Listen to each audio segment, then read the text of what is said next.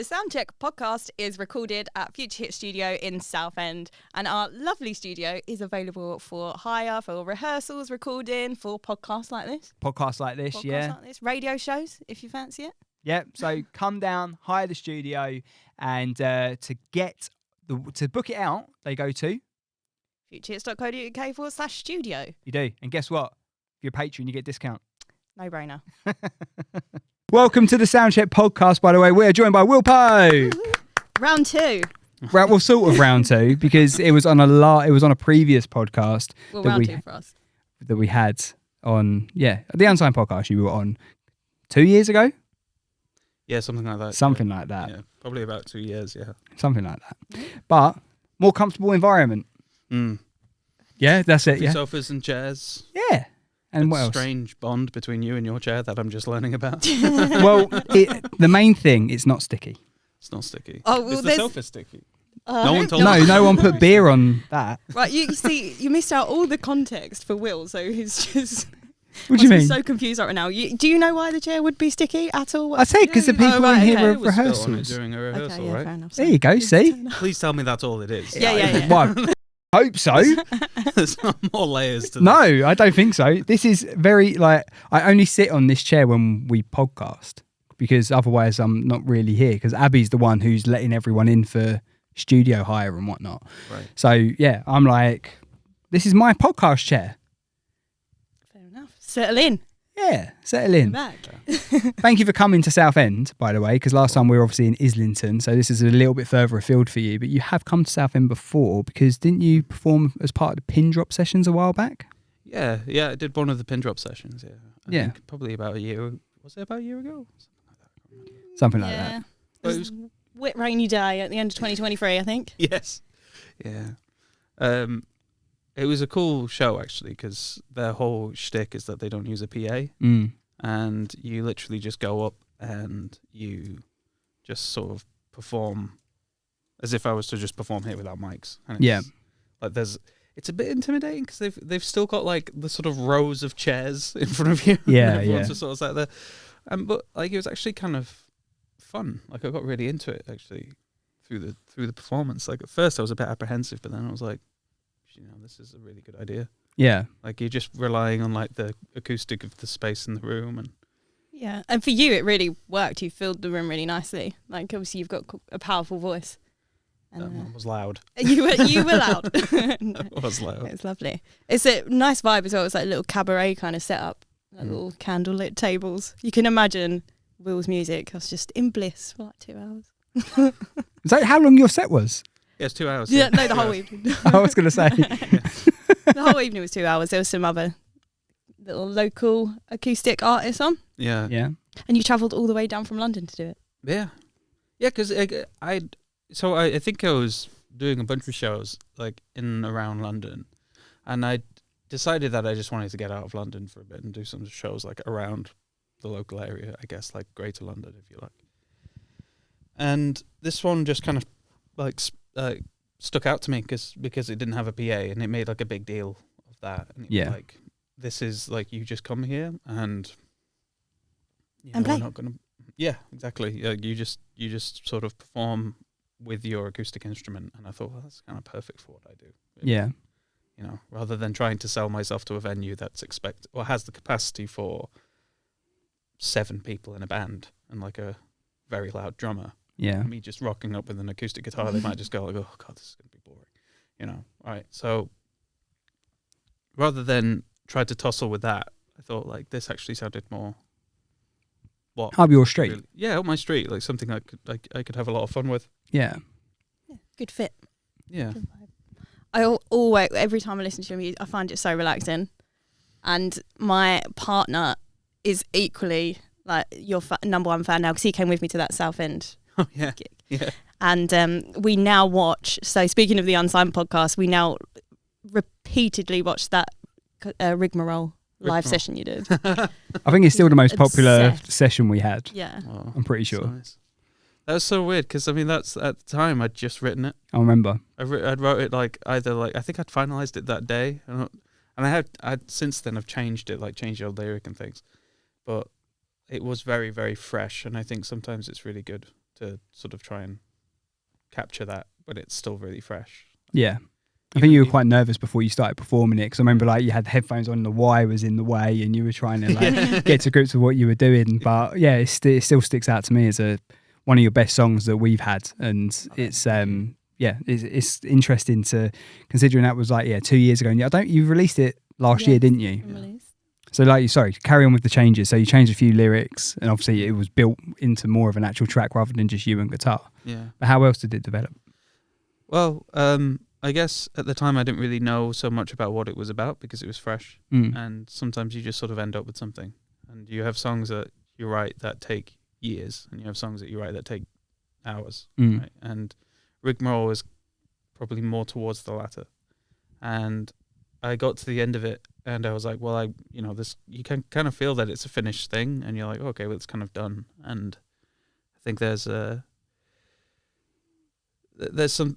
something you can not always, but you can like capture something quite special when you try and capture that moment when it's fresh. There's a bunch of artists I listen to at the moment who do that and make that their thing, and I think it is quite a cool idea, and I guess that's what we did with Rigmarole when I performed it with you guys. And since then, I guess it's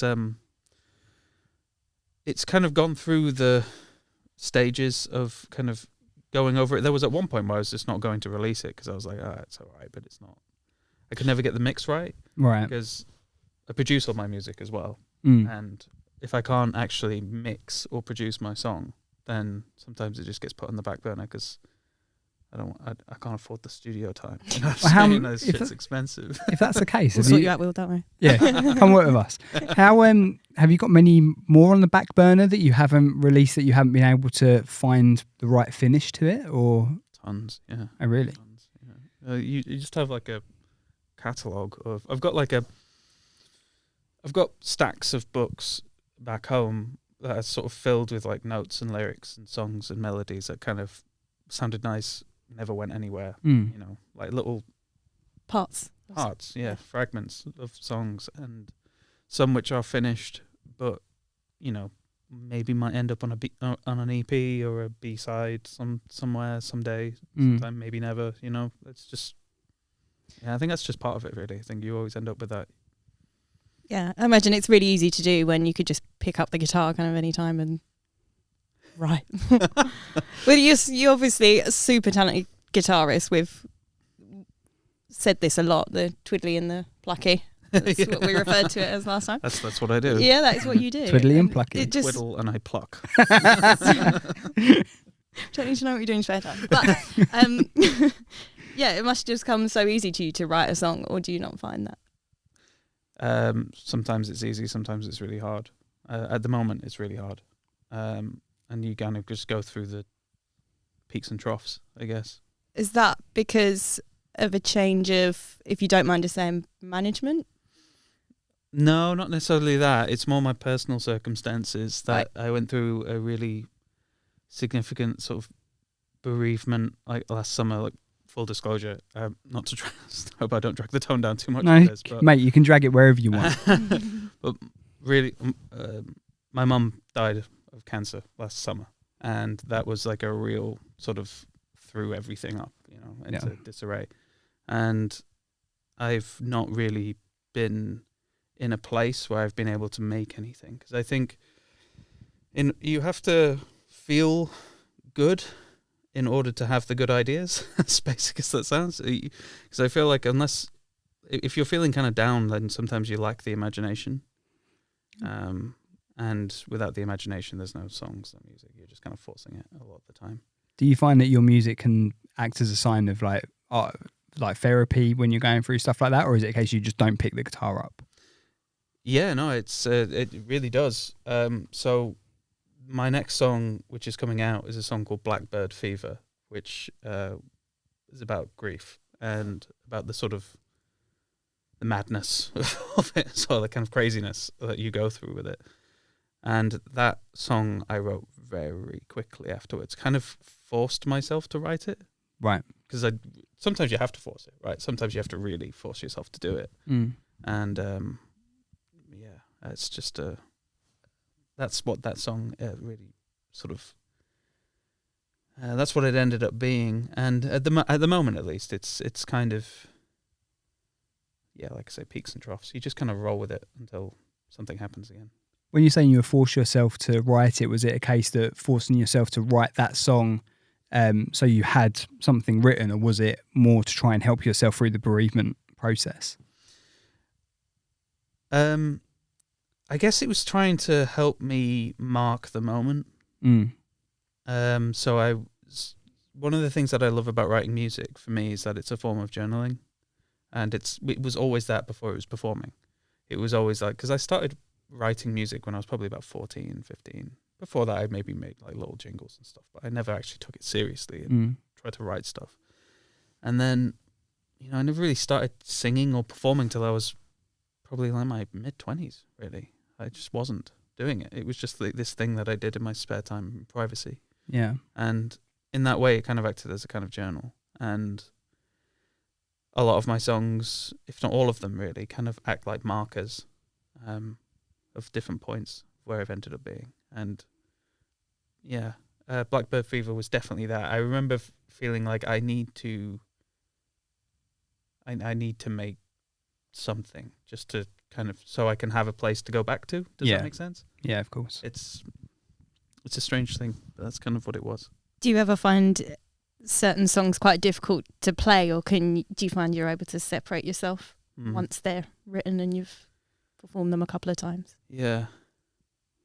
Sometimes it's hard. Yeah. Sometimes it's really hard. But I think also you can separate yourself because you realize that this is no longer yours in a way. Like, you've kind of made this thing and now it kind of exists on its own, and you're just kind of pushing it.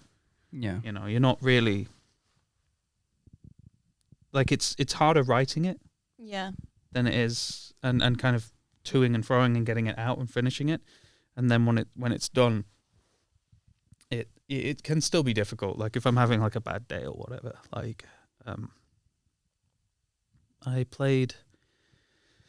I've only played songs like, for example, Blackbird Fever. I've only played that one once, and it was fine. But it's definitely not one that I might only do it when I feel like I can do it. Of course, yeah, you completely understand that. You got to be up for it. You got to feel confident in yourself to be able to do that. I write sad songs, and people come to my shows because they like my sad songs, but I don't think that extends to me literally crying on stage. No. Hold on, I thought the MO of your shows was put people to sleep, you said before. Well, that's right, yeah. It has that effect as well. It also makes people leave, I've noticed. What? Have you really had that? Yeah, sure. We've all had bad shows. Everyone has bad shows. I've definitely had shows where I've just been there and I'm like, the people who booked me didn't know who I was. Oh, really? Yeah. It is difficult when it was stuff like that, because I think that we've booked a few shows here and there, and you do your research when you're booking artists, and maybe it's because we only put one on every now and again, so we know who we want to put on now. Whereas if you're booking every week, like, because I'll come down to, well, me and Kieran came down to watch you at the Finsbury at the community sessions, wasn't it? That's right. Yeah. And that was a well put together night, and I think I've forgotten the guy's name who runs it, but. Kevin. So he obviously does his research about who he puts on, right? Yeah. So I think when you have those nights, it fits quite well, like you said about pin drop sessions as well, because they obviously know the people they're putting on. But you can have it where promoters are probably just trying to put something together. Yeah, absolutely. Yeah. Have you found that in London more so than anywhere else? I don't know if I'd say more so than anywhere else. I think there's definitely a proclivity in London to have these kind of nights where there's 8 bands, and everyone has this like expectation that you're going, or each 8 booked band is going to bring in a minimum of 30 people, and it's just this kind of like, what is this? Yeah. What am I here for? What is this about? And then the promoter doesn't turn up, or somebody representing this spooky, creepy agency who acts as the promoter turns up, and it's red flag. There's a lot of that. And I think, but at the same time, to play devil's advocate a little bit, like, part of me wonders whether if things like that weren't there, would anything be there at this point? Like, it's hard. Yeah. It's really hard to keep any of afloat. Yeah. If you're the artist, if you're the promoter, if you're producing or you're doing podcasts, I imagine it must be a similar thing. Like, yeah. It's really tough. And yeah, you've definitely got to find people that love doing it, enjoy doing it, want to do it, that aren't necessarily all about making money, although you have to make some money in some areas, I suppose. The venues have got to make money to keep their doors open. Right. But you've also got to be ruthless, right? Because I mean, if you're like that and you've got a good heart, be too nice. You can't be too nice, because then you end up inundated with people that want to come in and be like, you do this for me for free as well. You can't provide a space for everybody. Yeah. And when everyone's kind of outstripped their capacity in a way, and they're all kind of a bit exhausted, it's very easy to get down in the dumps about it. You just gotta try and I think it's hard. Keep going. I think from a promoter perspective and putting gigs on and venues, like, it's recently been Independent Venue Week, isn't it? So there's been quite a lot of events going on for that. And one of our venues we work with, Hotbox, they've had some events going on recently, and I know they're looking to book for the rest of the year, so they've emailed us about maybe putting something else on. But with promoters generally, I think everyone's just trying their best. We've got people that work on as part of Future Hits that are their own promoters in their own right, and a lot of people that are artists and in bands and all that. And a lot of the time we get like every different angle from it. So it's like we'll have a conversation with a promoter, friends of ours, and it's like, oh, we need to do this, that, and the other. And I was chatting to a friend of mine today who's in a band, and it's like, well, we were doing this gig and we were the headliner, and now we're not, and now it's someone else, and then it's so this. Then basically saying being messed around by a promoter. Yeah, exactly. And it's just like, it is hard. Like, and I think we're trying to be. You can't win. You can't win, but I think we're trying our best with when we are booking events to be like, right, open book. These are the costs. This is what we're hoping everyone can get paid. This is what we're taking from the event. And it's a case of just trying to be open and honest with what we're trying to do. Yeah. And I think that's the only way forward to build trust, because I think the industry, especially in the independent scene, a lot of it is, like you said, it's very hard, and it's very hard for people all to make money, and you're not going to make your millions doing it at the level we are at putting on events. But it's not really about that for us. Like, we want to cover our costs and obviously pay for the rent here. That's right. But ultimately we want to be putting on good events that our artists can sell out and they have a great time. Absolutely. Yeah, and we want to build relationships with venues, with artists. We don't want it to just be turn up, everyone gets paid, go home, we never talk to each other again. Like, that's not what we've ever been about. With whether it's a venue, whether it's even a promoter we've worked with. Yep. Like, we want long-standing kind of partnerships and relationships with people. It's not, and I think that is rare. And also sometimes it's difficult to find the right way for that relationship to work. Like, we use Hotfox as an example. So shout out Hotfox. So with us, I know, like, for us personally, as a radio station and a studio and whatnot, like, we started with Hotfox because we thought it'd be a good thing for us, because it gets more artists through the door submitting music to us, and then and they wanted us to put on a show for like have a radio show for them, which we were doing once a month. And that was all right, and it was working okay, but it was a lot of time and effort for them, for us to get that on. But last week? Thursday. Last week. Yeah, Thursday, yeah. So Thursday last week, they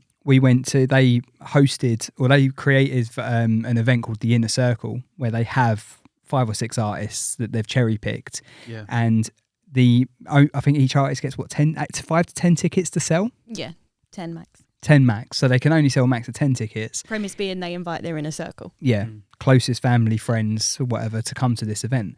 And Axo who's on the station, big part of it. He hosted the evening. The best host I think I've seen at an event. Yeah, he was so good. He was so good. He's a natural. He was brilliant. He was interviewing the artists. He was hosting the event. He was like, they do like was it a hat, wasn't it? They were picking out the artists out of a hat, who's going to be on the lineup and when and stuff like that. So it was all like quite random, but it was really good. And he even took to the piano at one stage, didn't he? He did. Or a couple of stages, actually. Well, because the mic and the piano were set up, like, so he was supposed to go on and introduce the next artist or pick a name out of the hat. And the mic was by the piano, so he just sat down at the piano and just started playing.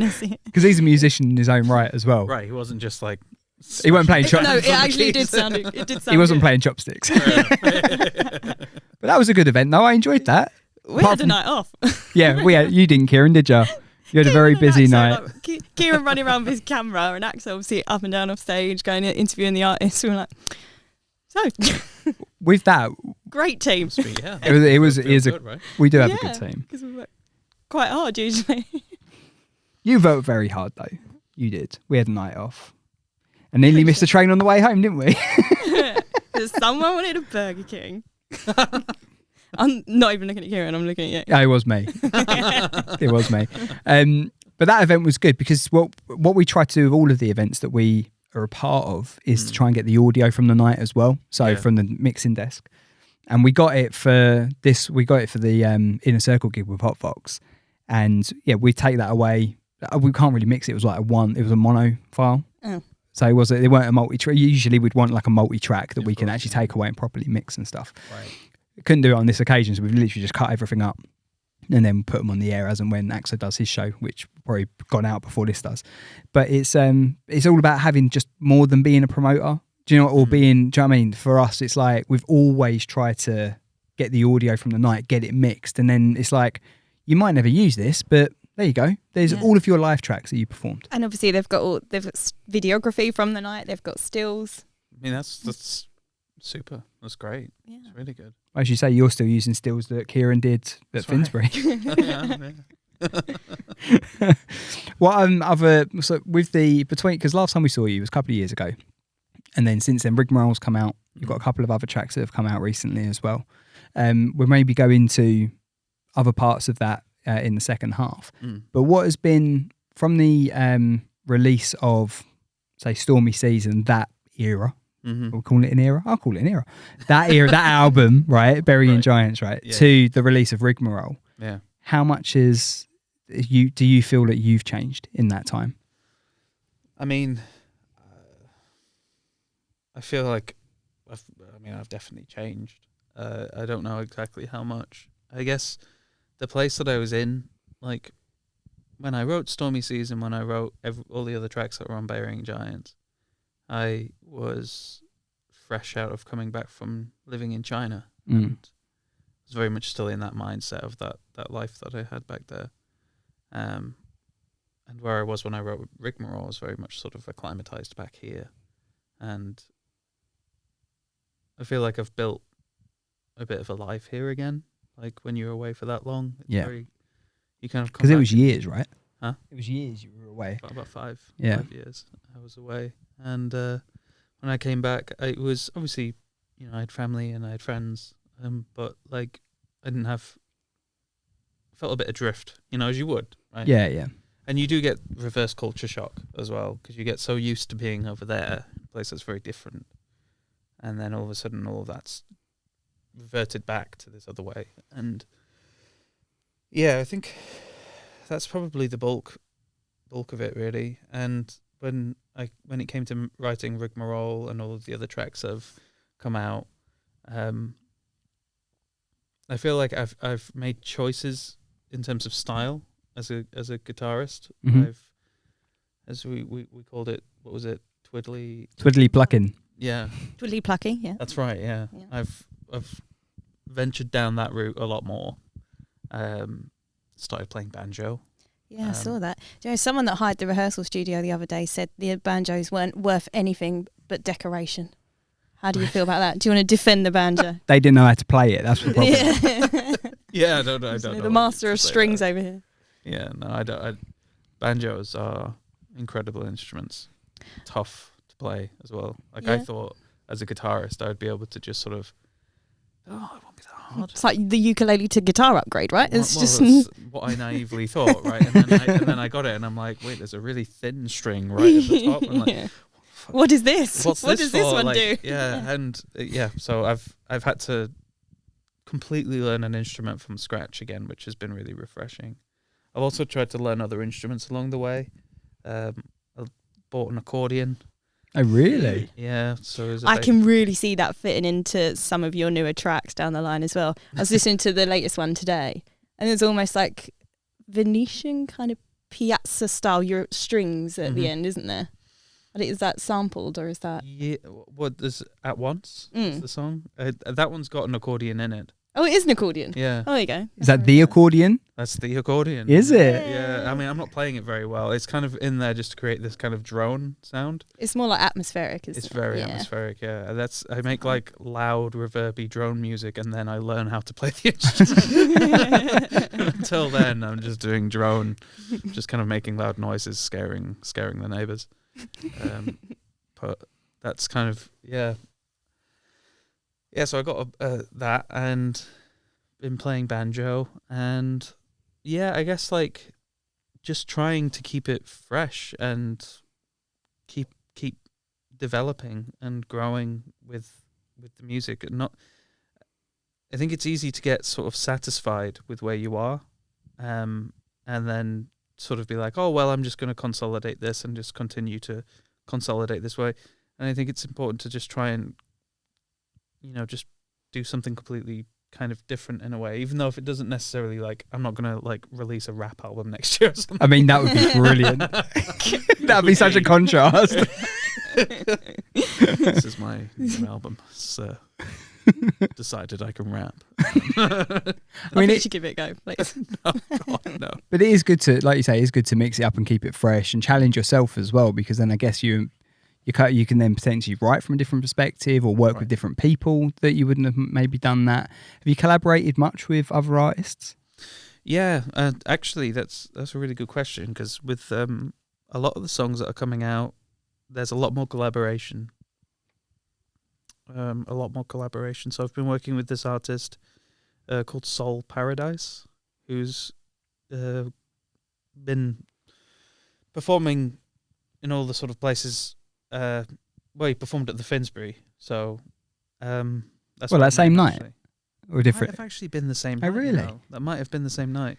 He had lots of pedals on the stage. Right. I'm not sure if you remember. We came for you, Will. That's what we were there for. We come to see you, and I sort of remember I remember speaking to the guy who run it and stuff like that. But I was just it was nice to go to that gig and see how it all worked. But yeah, and we come to see you, mate. Really, I was waiting for Wonderwall.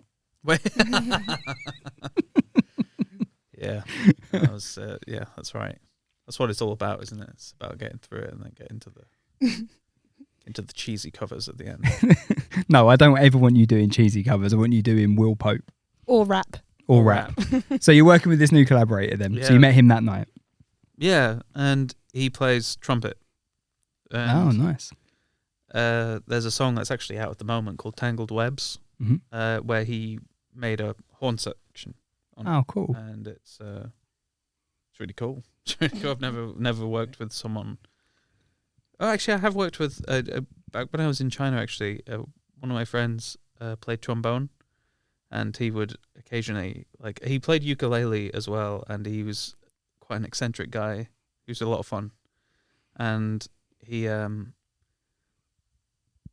would play like ukulele, and then all of a sudden he'd just get this trombone out, and he just like this ginormous amazing combo.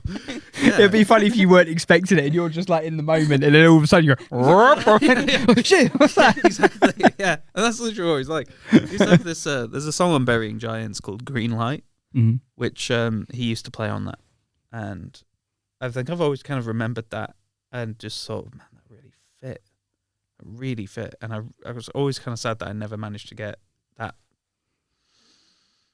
that sound on the final recording, because obviously he's from the States and he's back in, I think he lives in Austin, Texas at the moment. So do you think that, well, with the way that technology is now, couldn't you get him to, would you want him collaborating on a future track maybe if you were looking 100%. For that trombone sound? 100%, yeah, and we've talked about it. Yeah. And maybe someday it might reappear. Yeah. His trombone might reappear. Oh, good. Yeah. It always goes that way with you, doesn't it? Right, well, we'll have a quick break and then we will come back for part 2 with Will Pope. We'd like to take a minute to introduce our brand new partners, TJPL News, who feature some of the best unsigned emerging music in their print and online music magazine. They're an award-winning service, and you can hear some of their featured artists on a monthly takeover show on Future Hits Radio. Examples of their artists include Future Hits artists Matilda Pratt and Matt the Vessel. And as Abby says, we're really looking forward to welcoming them to the station very, very soon. So subscribe to your monthly newsletter at tjplnews.com and go and show some love over on the socials at tjplnews. Good. Anyway, welcome back. Part 2 of the Soundcheck podcast. That made me laugh. All good? What? No, not all good. I've got to have the giggles now. Right. That's fine. That's fine. Will Pope's here, and we're here with Kieran, Abby, myself, Matt. And we were talking earlier on about gigs and promoters and how to make it work in music industry on the independent scene. But recently you have got involved with Revolver. Now, are they a label or management firm? What do they do, and how have you and them come to be together? Well, I first sort of made contact with Revolver when I first released Stormy Seas, actually. And we said to sort of stay in touch, basically. And I sent them Rigmarole and a bunch of other songs that are coming out. Had the mixes pretty much ready, the masters pretty much ready, and was just like, they're done. Would you help me release it, basically? And they said, yeah. And that's about it, really. Oh, cool. So that's half. I left half out for this bit. So there's part 2. You're welcome. Next time, join us now. So is that so? Are they a label or a management firm or They're a label. They had Stone Roses and Jane's Addiction on them. Wow. For a while. So yeah, they've been around for a very long time. Yeah. So when you say helping you release them, are they kind of helping you with a strategy? And yeah, so it's not just about distribution. Yeah, so it's kind of like they have their way of doing it, and I mean, again, it's very early days. We've only had one release with them so far, and I've touched base with them once since then, and it's been pretty productive, and we'll see how it goes. But yeah, so far it's just nice having, rather than it just being me all the time and kind of just on me all the time. Yeah. It feels a bit better because it's like I'm still doing as much as I was doing, but I've also got other people doing it with me now. That's sort of what I'm interested in getting to know, really, because it for me, because I'm not a musician. I never pretended to be. I just talk about you lot on the radio, basically, and that's how I've got into doing what I'm doing now. But I don't really understand where, say, what the offer is from labels these days. Because obviously, like in the old days, if you look back to, major bands like Oasis or whatever, signed to a label, paid millions, release an album, and then, that's sort of the way it was. Obviously, these days it's so much different, and especially at the level we're at, because we've heard of so many bands that have been signed, and then after 6 months or whatever, it's not, and then they're not what's the word? They're not signed anymore. So it's sort of just unsigned. Yeah. Should know that. I've got a radio show called it. And it's on your head. And it's on my head. They're that. What an idiot. But yeah, so basically he was just trying to understand that process of why and what the offer is really, and what the benefit is to you and what they take from it. Not literally telling me financial stuff, but yeah, basically, how what does do it both work? parties get out of it? Let us know your contract. No, not your contract, well, but I brought it with me. Line by line. Yeah, it's tough, isn't it? Because the industry's really, really different to what it used to be, and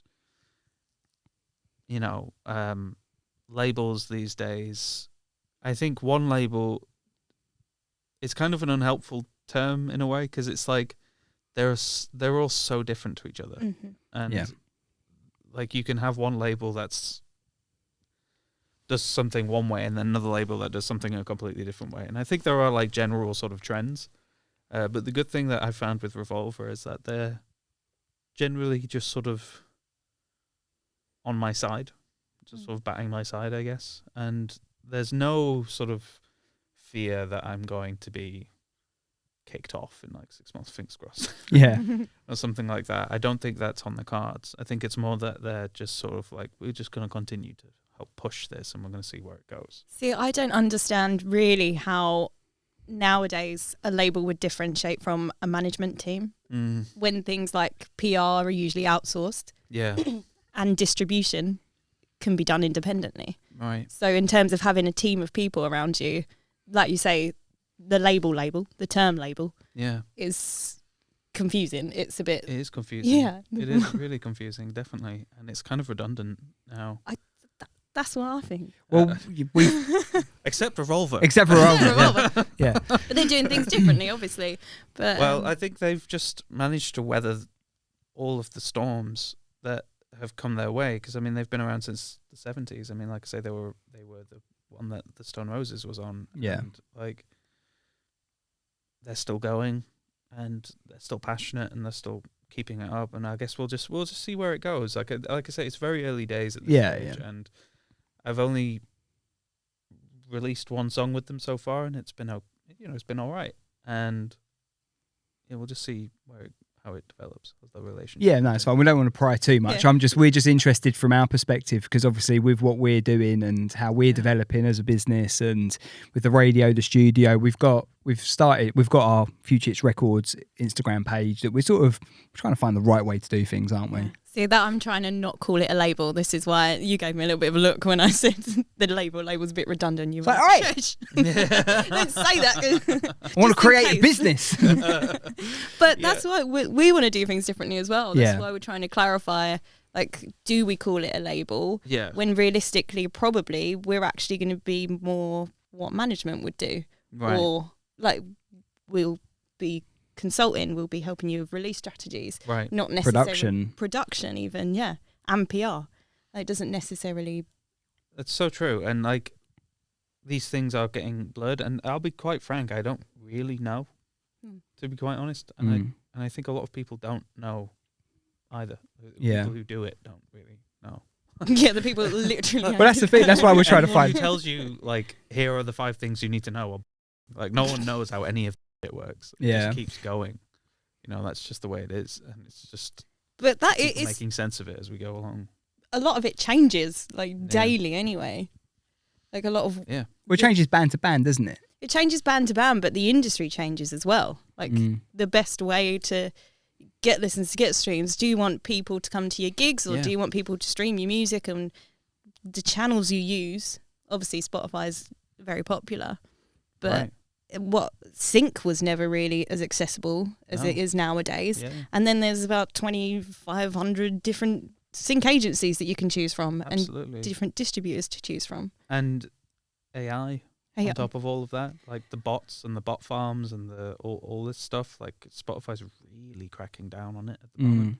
Yes. Lots So we of had artificial, inorganic, whatever you want to call it, like all of that stuff. I've got a friend who works for the company that did ABBA Voyage, and like their attitude with all this stuff is just like, you just have to embrace it. You have to really lean heavily into it and adopt it, because you can't stop the wave that's coming, really. I can't keep up.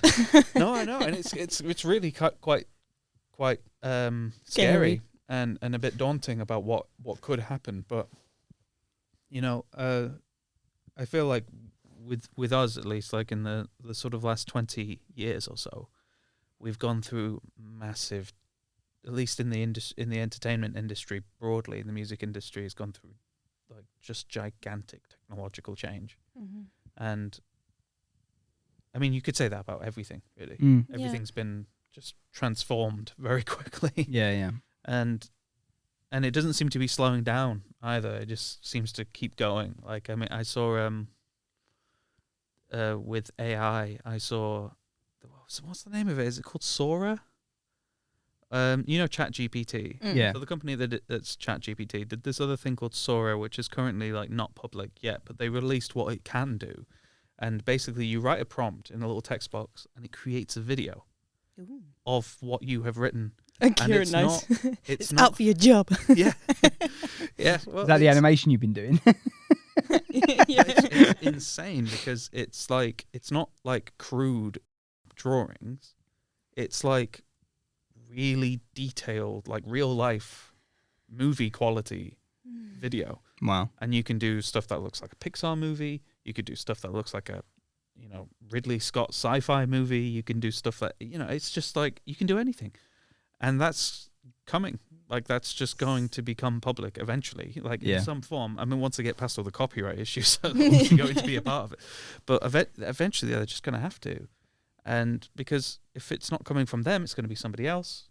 Or it's going to be somebody, like you can't stop it. That's the scary thing with this. And music is the same. Music's no different. It's going to get to a point where AI is generating the really poppy music that you hear on the radio that everybody finds extremely catchy and can't stop listening to, Yeah. I mean, have you written a song using ChatGPT though? Have you tried it? You must have. No, I don't. Yeah. You must have. I mean, it's very easy to get ahead of yourself, isn't it? Like, I have I've written loads of stupid shit into ChatGPT. I hope there's going to be like a history of like all the stupid shit that I've asked ChatGPT to do just because I'm curious. It can do some remarkable things, but it also like it's quite okay. I'm not an expert. I don't know, but it just latches to the most common thing, right? So it picks the word and then it latches onto the next most likely word in whatever it is that you've asked it to do. So it's not a songwriting tool. No, but there are songwriting tools out there, and there will be ChatGPT level songwriting tools. Like there just will be. People use it for their bios, don't they?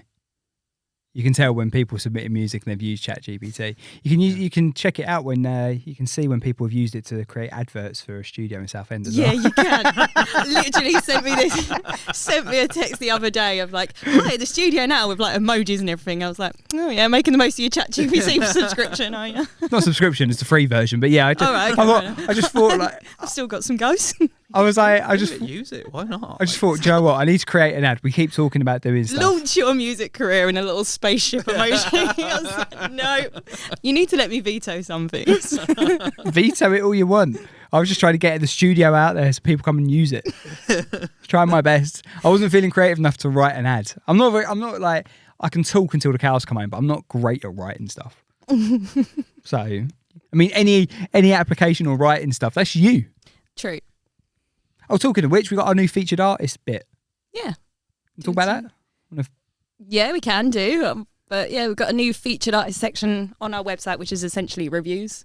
Okay. Yeah, we get like 10 artists from the favourites of our upload that week and favourites of the uploads that week. So you're struggling now, hey? See, I write. It's on your head. I don't speak. So you're good at speaking. I can't speak. I can write. Yeah. All right, fair enough. So if you want to go and look at Abby's write-ups, they're on the website. Yeah.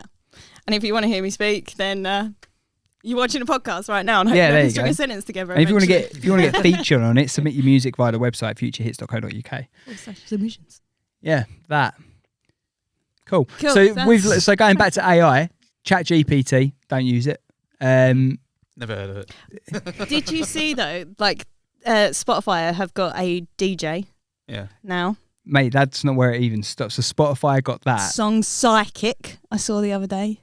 Song Psychic. It's like, what mood are you in today? Pick a mood, or how are you feeling? God, blimey. Picks you like a little playlist.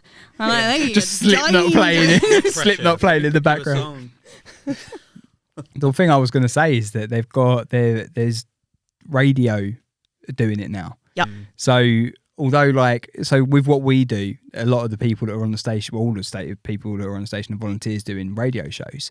And there are some times where people can't do shows and drop out or whatever, and that's just life. Yeah. But there is going to come a time where little stations like ours, if they can pay a little subscription for an AI presenter, it's going to happen. And they've actually started doing it on stations I know of.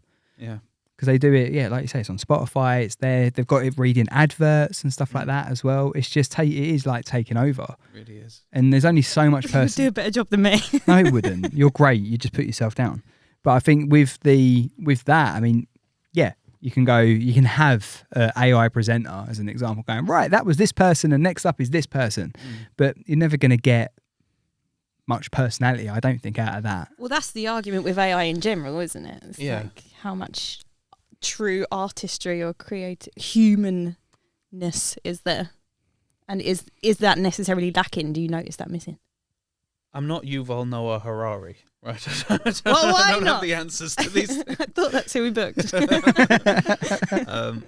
I think there's a point to be made about AI not having intelligence but not having sentience, like not having like the ability to think in the way we think, but not having any ability to feel in the way that we feel. And I think that's. Do you see that translate? A big part translate? to artistry, right? Is feeling, is like the synergy between those two things, like feeling something and thinking something, and then making it come to fruition. Yeah, I was reading. Oh God, I can't remember his name now. That's bad. It's the guy who wrote The Creative Act, Rick Rubin. It was on the tip of my tongue. Yeah, yeah. So I was reading his book recently. There's a lot of people, I imagine, at the moment. And he has this bit where he talks about how artists are kind of like conduits, and if you allow me to be pretentious for a second, it's kind of just the idea is that you're kind of struck by something, and it's kind of outside of you, and you've got to basically channel it into something quickly, and then it's done. And that's a very sort of basic sort of like a spark of inspiration. Yeah, and I feel like that is still very much a real thing, and I think that's not really what an AI songwriting tool would do necessarily. All it's going to do is take everything, and I still think it's going to be able to make incredible stuff. Yeah. Well, it would do stuff that's gonna make popular, us go won't away. it? Like when you look at pop music or whatever, like you said earlier, like they can look through people's algorithms and create stuff, and they're going to find stuff that's popular in the charts and make similar things probably. But it's, I don't know. It's going to make us simultaneously go, wow, and oh my God at the same time, like for a long time. And I think it's going to just increasingly do that, I think. It'll have its own chart though. It'll be like the AI chart this week is, and then, you know what I mean? Might well be that, yeah. Mm. Another one was actually, a friend of mine said that it could be that they create the mix. I'm already saying they. Like the AI algorithm creates like a mix, a song, and then, I don't know, Taylor Swift sings a melody over the top. Right. Wow. Something like this. I mean, not necessarily saying that Taylor Swift would be on board with something like that, but like, you could see something like that happening where the people at the very, very, very top of this thing would go, well, here's this AI that's made the, music crack, basically, in terms of catchiness.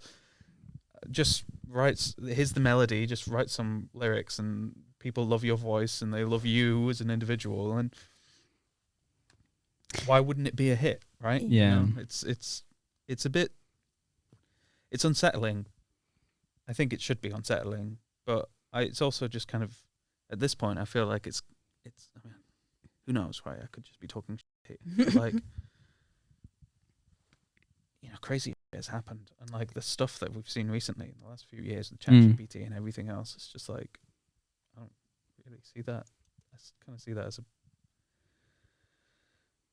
not definitely happening, but yeah, like it is the unknown scary, isn't it? Because it might come here, and it might be a case that we look at it and go, well, it's never going to be the same as someone who can pick up their guitar, pluck it to the heart's content, and create something that you. I wonder where that was. plucking away. That's what you do, Will. Pluck it till the cows come home. Pluck it good. You're going to have fun editing this one, Kieran. By the way, pluck is fine. It's just all the other swear words. I want you to bleep it when I say pluck.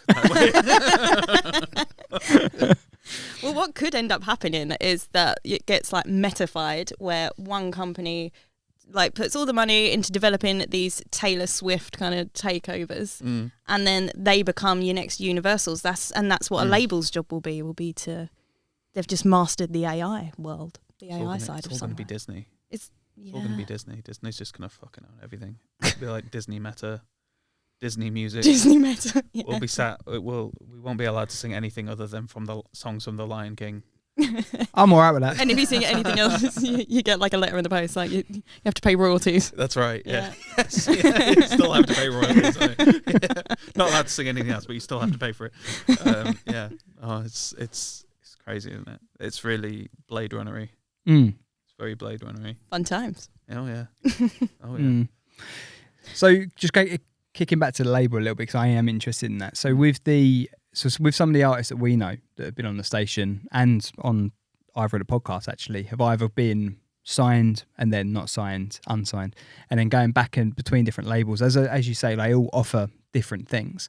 But if we were looking to be different, right? Because from a perspective of not being a label but being a creative consultancy and production and all that sort of stuff, what are you smiling at? From the perspective of, can you please give us some business advice? Yeah, can we have some business advice? I'm the wrong guy to go to, but I'm happy to. No, but what I mean though is like, so how What would you want out of a label? not even a label? We've decided it's a creative consultancy. Okay, yeah, correct. Creative consultancy gives me proper like New Labour vibes. Let's like very sort of Tony Blair. Yeah. Let's not go down that road. As an independent artist, what services could be offered to you that would make your life easier and help you? That's the question I meant. Okay. Yeah. Right. Well, I guess it's just helping with releases. Basically doing everything that I have to do. And I would continue doing those things because you have to, and that's just the reality of it now. Yeah. But So helping me with it. Like, even if it's just like you're also doing it, you're also sharing it, you're also pushing it, you're also, like, speaking to playlist curators, like, trying to get me on the radio, trying to get me on various places so I can be heard. Because it's a steep uphill battle anyway. But when you know that you're doing it and someone else is doing it with you, it's a really sort of nice thing, because it's like it's a bit validating, I suppose. You don't feel like you start to believe more that what you're doing actually matters. Yeah, and I think that's what keeps the music going. Gigs, helping with finding gigs, helping with finding festivals, helping with finding other like-minded musicians as well that you think would be a good fit. I think one of the best things I've noticed in promoters, who I've liked working with, are promoters who take the community aspect of it seriously. So it stops being about the numbers game, which obviously has to be the most important thing. How many people come through the door, how many, all that stuff. Just managing to pay for the night. Like, a lot of promoters don't. Like, they put on these shows because they love putting on shows, but they'll still lose money through doing it. Yeah. That's just the reality of it. That's what I mean about it being just tough for everyone, right? Yeah. But a lot of promoters I've met who I've really enjoyed working with are ones who really take the community side of it seriously, and they're like, I want to bring people together. I want to make this musician meet this other musician. Yeah, who I think so it's more of a networking. So that maybe something will come out of it, but maybe nothing will come out of it, but at least then they'll have met each other. Yeah. Like, things like that go a long way. And like another one's, for example, like having, I love this person, I love that person, I love this other person. I want to bring them all together for a night where they play their music together. I think stuff like that's really important. And it's tough because I feel like there's not a lot of, again, I don't want to be too bleak here because it's so easy to get down in the dumps with this stuff, right? But like, it's very, very, very hard to get into a position where you're even just subsisting doing this full time. And I think the reality of that being a possibility, again, given the sort of dystopian chat we've had about AI and all various other Given things. the existential crisis we've already had. Oh, yes. Yeah. Oh, God, yeah. I think the reality of it is that that's not going to go away. So if anything, it's going to get harder. So that we need to try and make sure that these other things that really matter still happen. So, for example, building a sense of a community, an artist community, helping them thrive it's kind of like musicians won't do that by themselves, I've noticed, like a lot of the time. Yeah, it's very difficult. I mean, from a perspective, if you were using the community sessions as an example, or any other promoter who's putting it on from a perspective of we just want to put a night on, how does that work from your perspective as an artist? If you're going there and you're not necessarily expecting to take too many people with you, and you know that there's going to be, 30, 40 people there maybe, how do you make that work for you financially? You don't. No. You don't. You have to take that though, don't you? You can't, You have to then be of the understanding that, look, this is a community gig. No one's getting paid for it. Take it, or you take it or leave it in those situations, I guess. Yeah, I mean, I'd love for it to be like I would go on a tour and it wouldn't just cost me, or I'd be able to put music out and have like a stipend or something to help me reach it. But it's there's the PhD chat going on. Well, yeah. I don't know what you just said. But like, basically, you get paid to do it. Oh, right, cool. Well, your just costs say are that. your costs are covered. Your tuition's covered. Yeah. Well, yeah, And a bit of spending money. So, but you don't. I think, and that's just kind of, it's not going to change, and you kind of just have to roll with it for the time being. I think, like, again, it might sound a bit lofty now, but as a sort of musician, artist, you can't stop doing what you do. Like, it's too much of a compulsion. You just sort of do it. Yeah. And so you've got to just find a way to continue doing it in a way that helps you continue to find meaning and purpose in it, and comfort and the solace that you find in it, in the pursuit of it. Yeah. And doing that in a way that's healthy and doesn't lead to burnout. Yeah. And so that's just, it would be nice if all of these extra nice things that you would think would just be there but aren't there. Yeah. Would it would be nice to have them, but if they're not there, that doesn't mean that you're going to stop. And so you have to find other things that might help you. Yeah.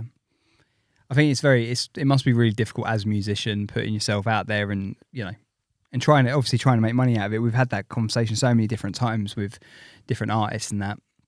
And a lot of the time artists are of the perspective of, well, if we're doing a gig, we want to get paid for it. And it's like, no, I get that, but it's not always possible. But it depends what you're going into that gig as an example. What is the offer on the table? If you're promised you're going to get paid X amount per ticket, then absolutely you should be getting paid that money if you bring the people in.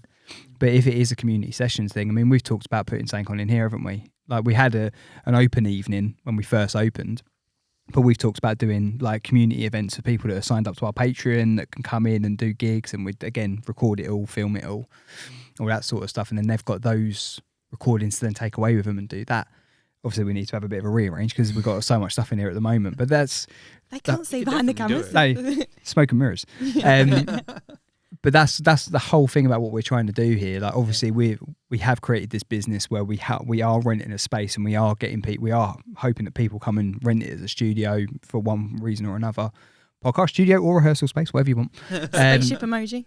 Yeah. But ultimately, it is because the reason why we've got this is because we want to build that community. Yeah. And if you build it, they'll come, right? So that's sort of what we've taken the plunge for. There's always space for it. Yeah. There's always space for it. The thing is that the people making music, people doing all that, it's not going to stop. Like, that's kind of why I feel like, and this might sound quite cynical, but I think this is part of why things can get as tough as they get, because it doesn't mean that there's going to be less of it. It's still going to happen. Yeah. There's still going to be musicians writing music. It never stops. And so, if anything, there's more music now than there ever was, because 100%. Tons of music schools and people graduating with degrees in songwriting, and Well, and you just download a digital audio workstation for very cheap and get going. You're good to go. Yeah, I recorded Burying Giants on a shitty little interface. It's so easy and cheap. It's accessible. Now. Yeah. Super accessible. Yeah. So how were you gonna say? You gonna say? No, I just really kind of feel like it's refreshing to hear you say stuff about like building a community and getting yourself out there in a way that's healthy. Because I find, like, I am a musician. Yeah. I have released stuff and before. Yeah. But I've found it very isolating. When I was doing it before, I was completely on your doing own. it all on my own. So, like you say, having people around you to just kind of help take some of the jobs off you and almost just encourage you and make sure you're not in a space where you're just doing it on your own. Because it did get to a point for me where it was just isolating to be doing music, which is why we came out into this bigger space. I think that's any form of creativity, though. Anything that's creative, right? Because I'm not a musician, and you know that. Although you want me to bash on the drums as much as whatever. You really need a drummer. But I'm not a musician, right? Nicola, get back in touch with me. But I had that when we were doing the Unsigned podcast, which you can go and watch on YouTube and all that. But when I was doing that, it got to the end of that, and I was like, I'm done. Like I'm just so done with it.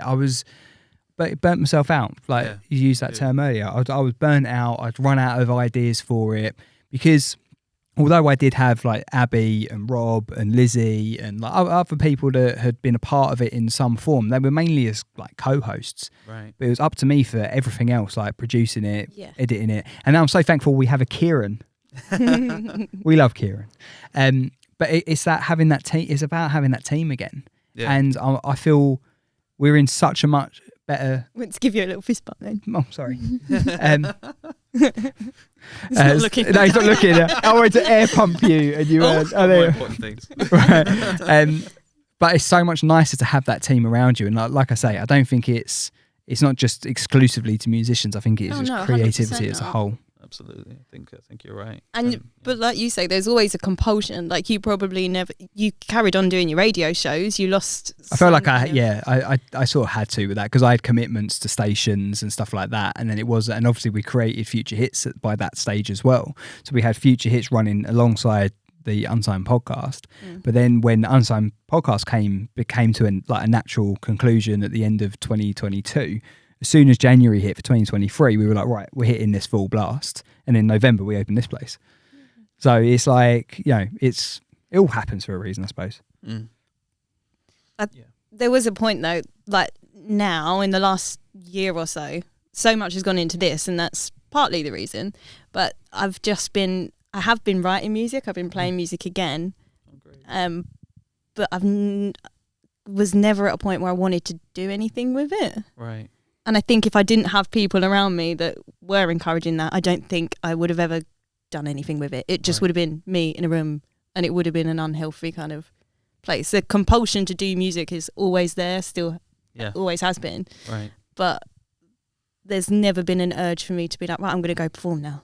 Right. I'm going to release anything. Yeah. And I think it's about being happy with what you're producing as well, though, isn't it? Because you did have, me and you have had conversations about it, and you were like, oh yeah, I had that, but looking back, I wasn't particularly happy to release that now. So it's a case. Just do a wheel and just take everything down off Spotify and start again. Clear me Instagram. So, but you'll get to a point where you are happy with the stuff you're writing, or you want to release something. But I think, like you've said, Will, you don't have to release stuff until you're like ready. And then if you've got tracks that you've created that are in notepads and they're not quite ready to go anywhere yet, it doesn't mean they're not going to be in the future. But that's where being in like a community or having people around you is a good thing. Like it encourages you to do stuff with the notes in your notebook, or just take your guitar down to a community session. Like it's just also like all the notes in your notebook that never led to anything did lead to the song that you ended up writing. Yeah. So it's all part of it. It's all part of the process. Like you wouldn't get that song that you're really happy with if you hadn't had the 50 songs before which you weren't. True. Yeah. So you just have to roll with it and just keep going.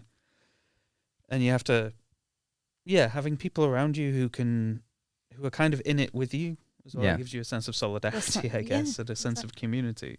I get that. I get the sort of like the doing it yourself part, and then feeling quite, well, it's done now. What am I going to do with it? Is it just going to sit in a book? Yeah. Or am I actually going to share this? That was kind of where I was when I wrote Burying Giants, because it was pretty much entirely done. And I was just like, well, it'd be nice to release it, but I'd never actually thought about it until that point. So yeah. Still sitting on Bandcamp though, isn't it? Yeah. Burying Giants is still out, and you can buy it. I did. Oh yeah, you did. Yeah. Yeah. So I mean, it is still out. I took it off Spotify because the algorithms don't like it when you have songs on there. I remember this conversation last time. I remember we had this conversation. You were like, "Oh yeah, they don't like it if you've got songs under 1,000 streams." And you were like, "I'm screwed." That's my music career. So yeah, scrap what we just all said about putting yourself out there, Abs. Right, we're going to finish very shortly, and then you're going to play us an acoustic track. But what is the sort of, you said you got another track coming out with Revolver. What is the sort of plan over the next sort of 6 months or so in regards to releases, gigs, etc.? Well, in terms of releases, I've got Blackbird Fever, which is out this month. I can't remember the exact date, but it's towards the end of March. And I can't remember the exact order of the songs that are coming out, but there's 4, I think, more. Are they forming part of an EP, or are they just the singles? You can see in the artwork that they're kind of all connected. Right. So the ones that have already come out, like Rigmarole, Tangled Webs, Bedrock, they're all part of this project that I've called True to Form. Right. Which is a song as well, which would come out. I think once they're all out, I will think about compiling them together and selling them as an EP or as a, whatever you want to call it, album or whatever. So that's the plan. And I'm going to play, if we have time, I'm going to try and play 2 songs that are coming out. So Rooftops, which isn't out yet. Yay, we love an exclusive. That was the one that I was Plucking over there. Plicking away. Plicking. I feel really bad when I say these words now. You made it so your reaction makes me feel like they're swear words. No, they're not. Although my son said crap the other day and he's 8 years old, and he said he was clearing out, he wanted some pocket money, so he was clearing the shed out because all the rabbit stuff was everywhere, right? Sawdust, hay, whatever. So he wanted some pocket money. I was like, right, you can have some pocket money, but you got to clean the shed out.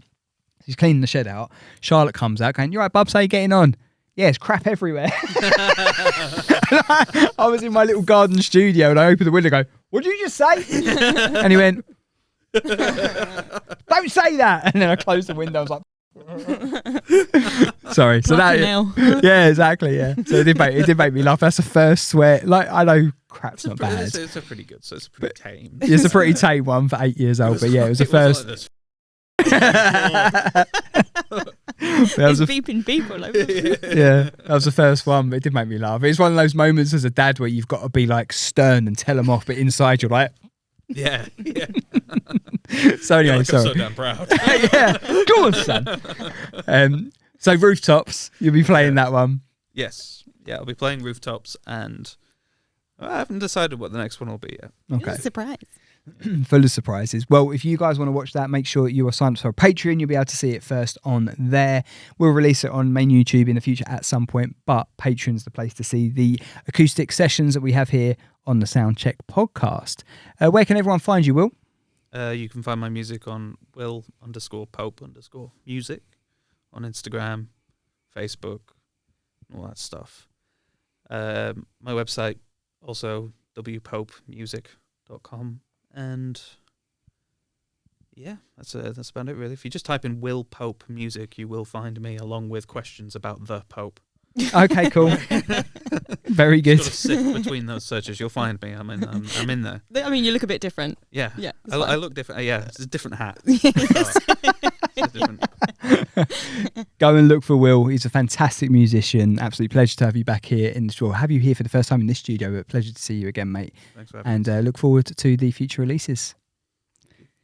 If you guys want to upload music via the website, futurehits.co.uk/submissions. What else we've got to plug quickly? Oh, studio. The studio is available to hire for rehearsals and all the good stuff like podcasts and for recording, etc. Just head over to our website, futurehits.co.uk/studio. I had an inquiry today. Did you? I did. I had an inquiry today. Someone phoned me and said, "Oh, we want to just come in and have a go on the drums. Can we record it?" I was like, we haven't done that yet, but yeah, the same principle, isn't it? Of course you can. Yeah, we did have someone ask to just come and play drums for a bit. Then, but record them. Oh, Okay, cool. So we can do that as well. So anyway, so yeah, we're here to support the community of Southend on Sea in Essex. And if you're willing to travel, we're here as well. So thank you very much for watching, and see you on the next one. Cheers.